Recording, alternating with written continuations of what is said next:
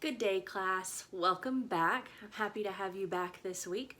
We are going to talk about images, specifically images, charts, and graphs. They all fall under the category called figures. Now, figures is a technical term that's used to describe, again, images like pictures, charts, and graphs. We're going to be focusing on images specifically.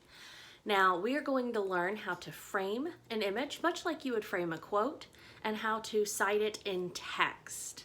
Now, when you select an image, it needs to fit the topic. For this topic, I want you to focus on advertising. So you will find an advertisement, like an advertisement from a magazine.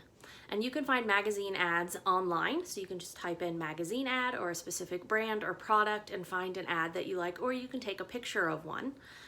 It doesn't matter how you do it, but you need to find a magazine ad. And then you are going to cite it. Now, citing an image is different than citing a quote in text. It's called a caption rather than an in-text citation. And when you caption an image or a figure, there are specific things you need to include. First, you need to label it figure. And in MLA format, that means F, capital F, IG, period. And then you describe briefly, and this is different than the writing technique of description. It's more just telling the reader what this is a picture of. So if you have an advertisement that is for Gatorade, okay, the Gatorade, the energy drink, then you would write advertisement for Gatorade. Really straightforward, you want to keep it short. Now, if you have a celebrity advertising a product, like Michael Jordan and Nike, then you would say advertisement of Michael Jordan and Nike. So just keep it brief, okay? And that's called the description. And you'll see that on the sample that I've provided under news. There's a link and it says figure and it has an X by it. Now, if this is your first figure, you would put figure 1, and then it says description. And again, that does not mean a long description like the writing technique. That means just tell us in a quick statement what it is we're looking at. Then you need to put a colon, not a semicolon, and then the citation from the source that it was found. So I'm going to show you an example here, and this is the same link that you will have access to under news, okay? And you can see there's a man lying here, and so it's Fig 1, okay? And then it says man exercising, and then you write the word from, colon, and then if there's an author, that if the advertisement's from an article or something, you put the author. Most advertisements won't have an author. And then if that ad has a specific title, some ads do have titles at the top, you would put that here in quotation marks followed by a period. If it doesn't, leave that part out. And then move on to the magazine it was found in. So this was Sports Digest and the date of the magazine. And if there's no day and month, then you would put the year. Most of them do have months though, so it would be month, year, and then the page number. Now, if you found the magazine ad online, that's just fine. You still put the magazine. And if you can't find the date, again, the specific date with the day and the month, put the year. And then if you don't have a page number, then you would just put the link to that specific ad that you found online. It's pretty straightforward, but you do need to pay attention to where you have the punctuation marks. So you can look at the sample that is provided to you. Now, since this will be your first picture, you will label it figure 1. If you were writing an essay and you had multiple pictures or figures, then you would label them like figure 1 for the first one, figure 2 for the second, and so on. Now, that's just one part. That's citing the figure. Okay, and there's more to it than just citing a figure. You have to fully frame it. Now, in order to fully frame a figure, you need to introduce it. Okay, so you'll have one sentence that introduces the figure we're going to look at. So it needs to tell us what it is we're looking at. So is the following an advertisement showing Gatorade and NBA legend, whoever it is? Okay, so you just give us a sentence that tells us what we're looking at. Then you show the image, the figure, and then you caption it like I just showed you. Then you use the writing technique of description, to write a description. And after the description, that's where you discuss the image. Discuss the image.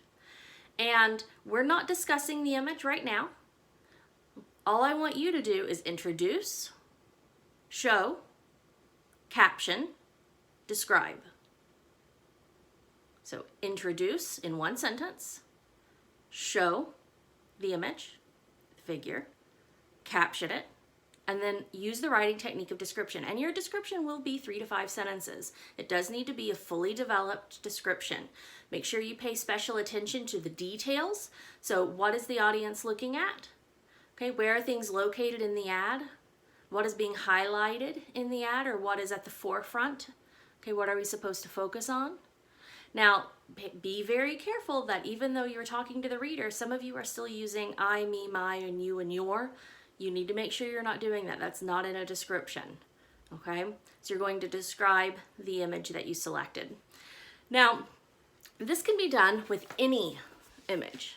So it doesn't just have to be an advertisement, but we're going to practice with an advertisement. Now, this assignment will be due on Thursday of this week. So you've got plenty of time to work on it and to find an ad, okay? Now you will be using this advertisement for Essay 3. And no, I'm not telling you more about that right now and how you're going to be using it. I just want you to focus on finding an ad. Maybe it advertises something that you're interested, or it's an advertisement that you like. Just make sure that it's something you don't mind talking about. And you are going to introduce it with a sentence, show it, caption it in MLA. And there is a link under News that will provide you with the sample I just showed you. And then you're going to describe it in 3 to 5 sentences using descriptive language, focusing on the details just like we've practiced. Now, this also ties in with your extra credit options. You will have 2 extra credit options, and I will be posting those under News today as well. Now, those will be due next week. You want to make sure that you look at the deadlines for the extra credit. Now, extra credit is optional. You have 2 options. Each option is worth 2.5 points. You'll be using the skills that you're practicing this week when it comes to framing photos. So both options involve a photo. So the first one is gratitude, and the second one focuses on something you're doing to find joy or relax during the pandemic, when we're all staying in and we're social isolating a bit more. So both options will involve you having a photo, and you can take the photo. It can be an old photo, but it can't be a photo from the internet. It does need to be something of yours. The first one will need to demonstrate gratitude, so you'll introduce it, you'll show it, then you'll cite yourself in the caption. So you need to give it a name, from, colon, cite yourself as the author, and then the date. Okay, make sure you give a specific date for when that photo was taken. Underneath that, you will describe it, and then you will have a discussion where you talk about how this photo shows or demonstrates gratitude or something you're grateful for. And the next will be something you're doing to relax or have fun during the pandemic. So this will involve you taking a photo of yourself with something you enjoy doing. So is it a photo of you baking? Is it a photo of you reading? It does need to be taken during the pandemic, so it needs to be taken sometime in the last month or so. So you can take a selfie of yourself now, that's just fine, but holding or doing something that you're enjoying, and you will introduce it with a sentence, show it, caption it. Again, you will give it a title, from, colon, your name, and then the date, and then you will describe it. So what are we seeing? And then discuss it, and discuss how whatever it is you're doing brings you joy. And that will be due next week. You will have, again, 2 options. Each one is worth 2.5 points. You can only do extra credit if you have no zeros for work not submitted. So you need to make sure that you have submitted all of your work in order to do the extra credit. And that is for an up to 5 points total if you do both, which is half a letter grade, and that's pretty significant.